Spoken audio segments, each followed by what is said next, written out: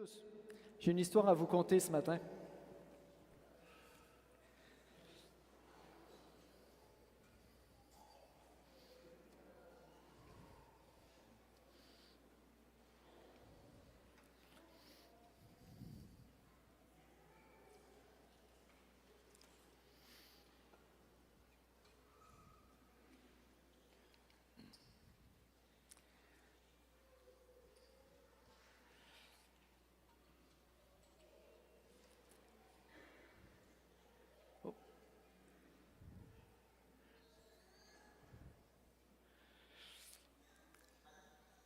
Alors, l'évangile d'aujourd'hui nous parle de Jésus qui est un bon berger.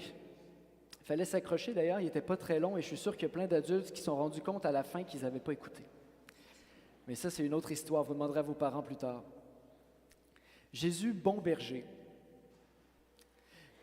L'histoire que j'aimerais vous conter, c'est l'histoire dans un royaume très lointain. Un royaume très lointain où un roi décide à un moment donné que sa plus belle et sa plus grande richesse, c'est toutes ses brebis. Et il décide de mettre le paquet pour prendre soin de toutes les brebis de son royaume.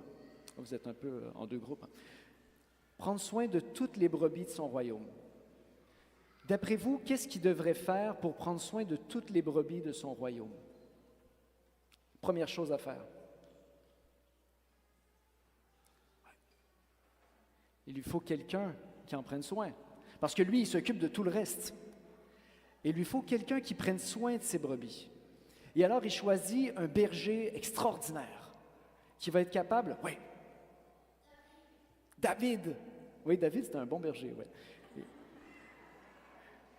On en avait déjà parlé. Effectivement, David, c'est un excellent berger. Il pourrait choisir David. Admettons que c'était le papa de David qui était roi.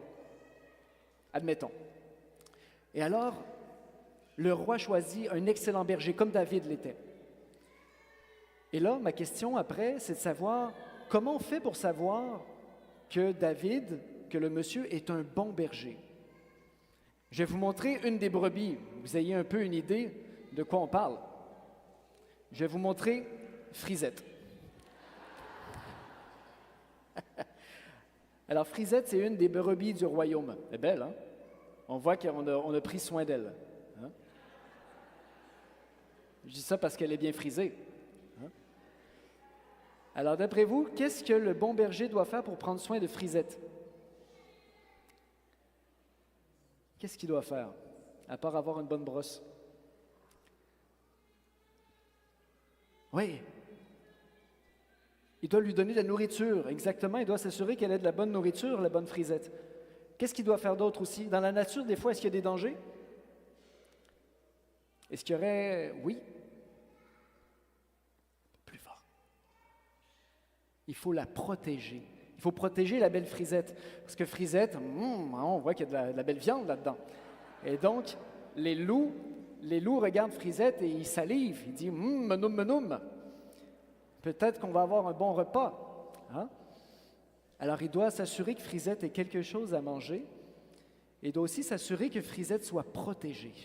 Exactement. Et du côté de Frisette, qu'est-ce qu'elle a besoin, elle, en tant que brebis?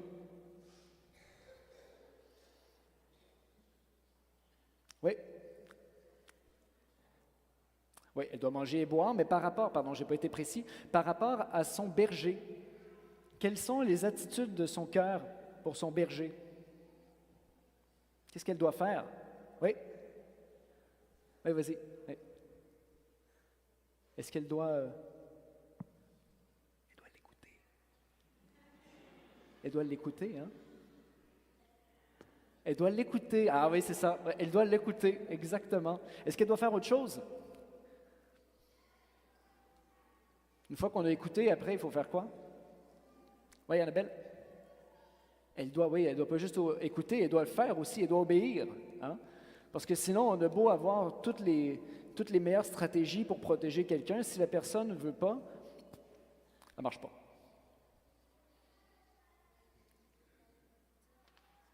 Alors, exactement.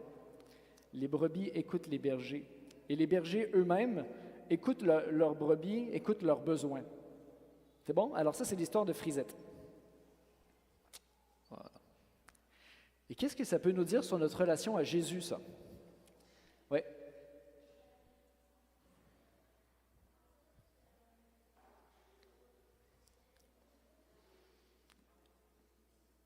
Du ciel, il nous regarde, et est-ce qu'il y a une voix qui nous parle? Ah bon? Quand est-ce que tu l'entends, toi? Oui, dis-le. Mhm. Oui, dans la prière. Ah ah, dans la prière.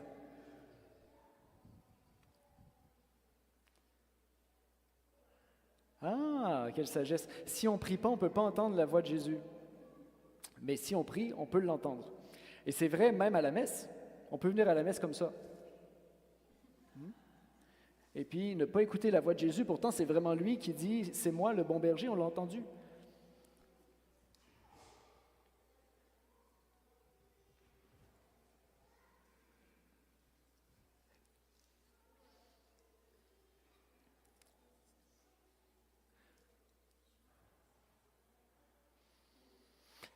Il faut raconter des histoires pour que les gens comprennent qui est Jésus. Intéressant ça. Alors ça fait le pont sur ma prochaine question, qui était le lien avec vos parents. Hein? Concrètement, Jésus, il passe par vos parents qui vous content souvent des histoires, n'est-ce pas? Il n'y a pas juste moi qui vous en conte, oui.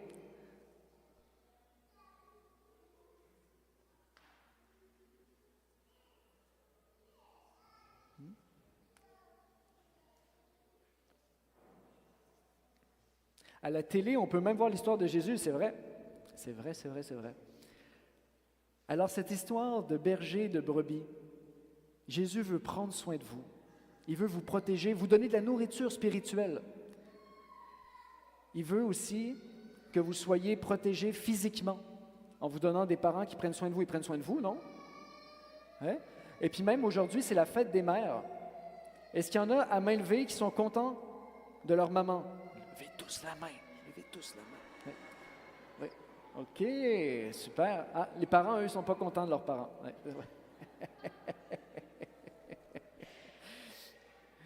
Magnifique. Alors effectivement, Jésus il nous donne des parents pour nous protéger, nous conduire, nous bénir, nous conter des histoires pour qu'on connaisse Jésus aussi. Oui. Une dernière fois après, oui.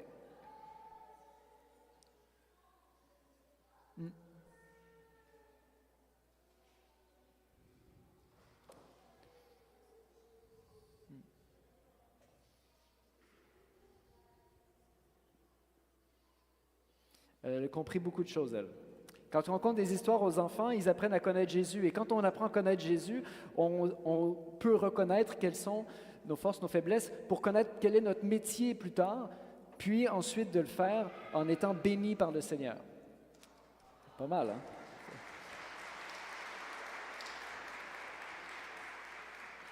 Magnifique, merci. Et dans la première lecture, on entendait une autre histoire. On entendait l'histoire de Paul et Barnabé, deux grands apôtres du Seigneur Jésus, deux grands fous de Dieu, deux amis de Jésus, qui étaient vraiment passionnés de Jésus. Et ils allaient partout, même où ils étaient rejetés, pour annoncer Jésus. Et alors, la première lecture nous racontait un endroit où ils étaient. Ils ont été rejetés, tout ça. Et ils exhortaient les chrétiens, ceux qui étaient proches de devenir chrétiens, ils leur disaient « Restez attachés à la grâce de Dieu. Restez attachés à la grâce de Dieu. » Ça veut dire « Restez fidèles à l'alliance de Dieu. » Dieu vous donne des dons, des grâces, accueillez-les avec un cœur généreux et répondez-y avec beaucoup d'amour. C'est beau, hein? Ça, c'est les bons bergers de la première lecture qu'on a entendu, Paul et Barnabé. Paul et Barnabé. Est-ce qu'il y en a d'autres des bons bergers aujourd'hui? On a entendu beaucoup à la télé là, parler d'un bon berger, je pense, la semaine dernière. Il s'appelle Léon. Merci. Merci Geneviève. Il s'appelle Léon. Le Seigneur Jésus, il a invité plein de ses amis à se retrouver à Rome ensemble pour prier ensemble et pour savoir qui serait le prochain grand pasteur de son Église. Et ensemble, ils ont parlé, ils ont surtout prié et ils ont reçu un nom. Et ce nom, c'est Monsieur Léon maintenant. C'est le nouveau pape, le nouveau pasteur suprême de l'Église juste après Jésus. Jésus a fondé l'Église et il a dit à Pierre, « Pierre, tu es Pierre, et sur cette pierre, je bâtirai mon Église. » Et ensuite, il a dit à Pierre aussi, « Va affermir tes frères dans la foi. » Et le rôle du pape, c'est de nous continuer, de nous enseigner la parole de Dieu, de continuer de nous exciter à avoir une foi vivante, à avoir un amour ardent. Et c'est assez intéressant parce que le nouveau pape, croyez-le ou pas, il était dans un endroit très, très, très reculé au Pérou et il se promenait des fois sur un âne, comme un berger. Comme un berger, il se promenait pour aller visiter les personnes, les chrétiens qui étaient dans son coin de pays. Et il les saluait, il les bénissait, il les rencontrait, comme un bon berger. Le nouveau pape Léon XIV est un homme qui était très près des gens très simples, et en même temps, c'est un homme qui a fait des grandes études. Mais vous savez, le problème des personnes adultes, c'est qu'à un moment donné, quand ils font des grandes études, des fois, leur tête devient grosse comme ça. Et puis, ils ne passent plus dans le cadre de porte. Mais Léon, lui, c'est pas ça qui lui est arrivé. En tout cas, j'espère que non. On va le voir, la suite va nous le dire. Ça a de l'allure, hein? Alors, vous pouvez retourner voir vos parents.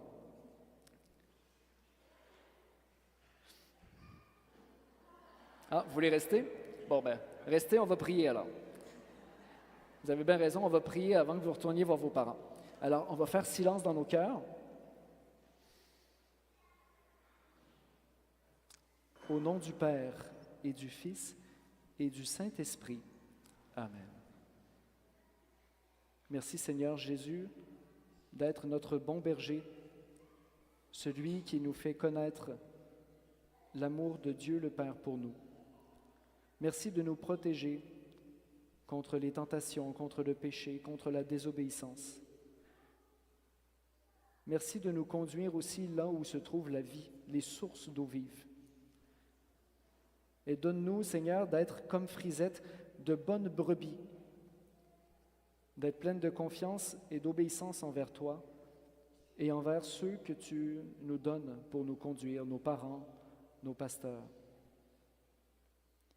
Oui, Seigneur Jésus, donne-nous cette confiance qu'auprès de toi, nous sommes en sécurité et que nous n'avons rien à craindre. Amen. Au nom du Père et du Fils et du Saint-Esprit. Amen. Alors là, c'est bon, vous pouvez retourner voir vos parents.